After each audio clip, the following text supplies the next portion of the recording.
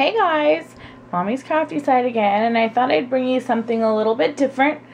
I have a friend who is having a wedding next summer, and she had asked about centerpieces, and everybody thinks because, you know, you're crafty that you can do everything. Usually if you require the glue gun, you can, but I had seen some really nice vintage rustic style centerpieces that can be ordered. They were really pricey, and she's gonna need like 13, so yeah, that's gonna be a little over budget. So I thought there's got to be a way to do this. So this one's just a small pencil jar style. It's just a glass. I think it was like olives or those little mushrooms. I'm not sure what it was. I took some burlap because it's got that real nice rustic vintage vibe. I just glued it around it, and then to the front I added some Shabby Flowers. I have a bunch left over, and some paper flowers I found at, I think, Michael's. And I want to say I got a tub of them, the Recollections, for maybe $7 or $8. I added a little twine bow, you know, and just kind of kept it really simple, but it's adorable and it looks really cute. You can match it to your office, your bedroom, or, you know, a centerpiece. So today I have a larger one that's more centerpiece style. It's a large, it's just a tin. I have 3 little kids, so I have to think big when it comes to shopping. I tend to buy like the huge jars of fruit and then just put it in different Tupperwares, and that way, you know, you got different meals planned out. So I have this gigantic jar, which I love. I got burlap. You can get it by the yard. It's not too expensive.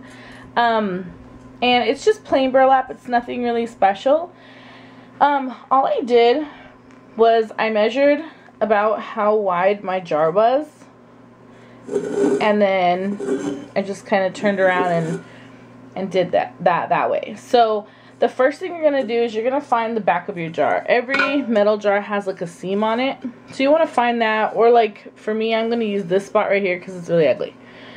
So what I'm going to first do is make sure that you have enough glue in your glue gun, and then you turn around and just, you don't need a lot with burlap. The cool thing about burlap is it's so, like, it has the holes, so it's like texturized.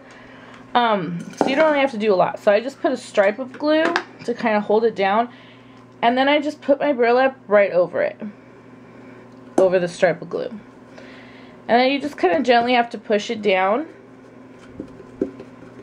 and hold it down, and now you're pretty much adhered.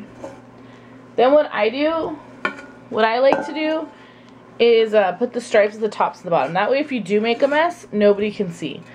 So you just put it right here at the bottom and right at the top, and then I just roll it over. Just push it over. Really, you can just roll it really.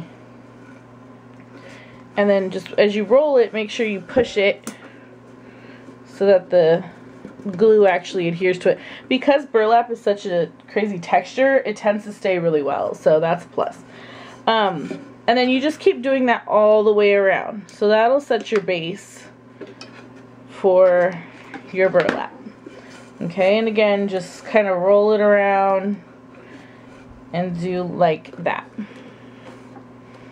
Okay, so that's not going to be too hard. The next thing you want to get ready is you're going to want to get your embellishments.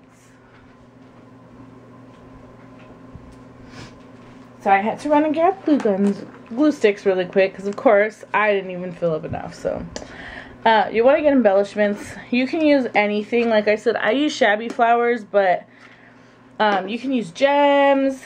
You can use like those faux strands of different rhinestones, like the fake ones, and you can cut them to size. I like the little satin roses you can sometimes get.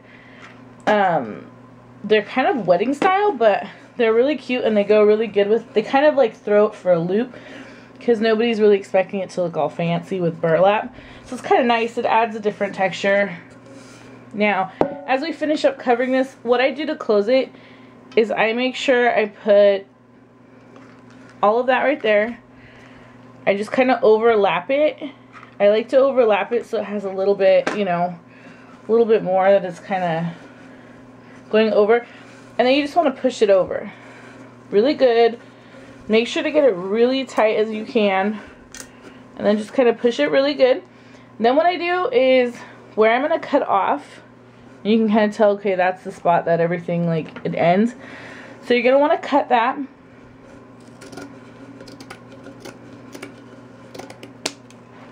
And then you're just going to want to throw a little glue in that crease, that edge, the end, so that it stays really well.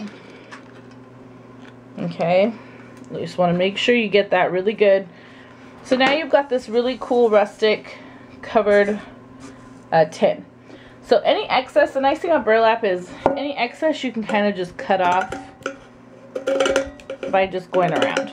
So you don't have to do a whole lot of extra, you know, work with cloth. It'll fray. With burlap it's supposed to look like that, so you're kind of good. You just got to cut really well. So anyway, there we go. We took off my excess at the bottom. Now I've got this cool canvas. So your back is here, your front would be here.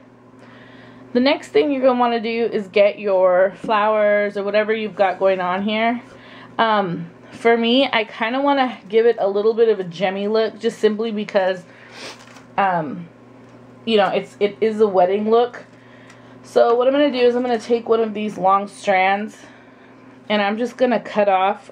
The cool part about these is you can kind of cut off what you want. So I'm going to cut off this really cute little, like, accent piece at the end that I want, and I'm just going to cut off, you know, I don't know, it's got to be about 12 inches, almost 12 inches, and I'm just going to take it and I'm going to run it from one side to the other. That's going to give it a look without giving it like too much going on. Okay, so you can run the glue. I just run a light string of glue in the back and it seems to work okay. With bows you kind of need a lot more, but with this you don't need so much. So what I'm going to do is I'm just going to hold it, and I'm going to do the same down here. Just throw some glue on it and just continue in that little line.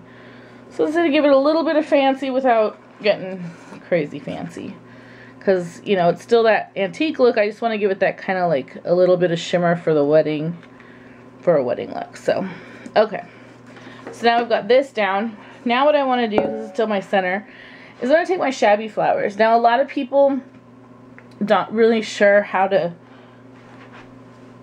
apply Shabby Flowers. The first thing you have to do is, if you buy them by the yard, you're going to have a lot of excess. So you're going to want to cut your excess off. I generally just go around at a slanted angle and I just cut. So, yeah, it is a little messy, but they're really worth it because they have a really good shabby look. So you want to get those, and I just kind of glue them on. I kind of glue some in the middle, and then I add a little light to the end, so it kind of looks like a taper look. I like it. It has, you know, it looks really fun without being overboard. Sometimes you get a little bit much when you go to, you know, work with shabbies. So you want to pick your color scheme. For this particular one, I want to go with a nice like blues and teals and stuff, because I think it'll look really pretty. And my whole goal was to keep this whole project under 15 minutes. So right now we're at a little over, we're almost at 9 minutes, so that's not bad. So I'm going to go ahead and take this other flower, and I'm just going to stick it like right here, because I want it to cover a lot of the bottom without like doing the whole thing. So that's that part. Where's my glue stick? There it is. So we've got this here, and it doesn't look like a whole bunch now, but I'm still adding flowers. I found some really big ones that I liked at a sale that one of the gals was having a pre-order a while back. So I'm going to throw that over there. It's okay if it overlaps, like it's overlapping on our goal. The goal is to have it look really fun and really different, really bright, and keep it, you know, still with the same style and stuff. So, you know, that's one thing. You can, I really want to make one for my daughter's bedroom, kind of make it like a really cute pinks, purples. She's a real girly girl, like a butterfly theme. I think that'd be fun too. So, you know, I've got a few ideas of things I want to do. I found these really cute satin flowers. These are really fun too.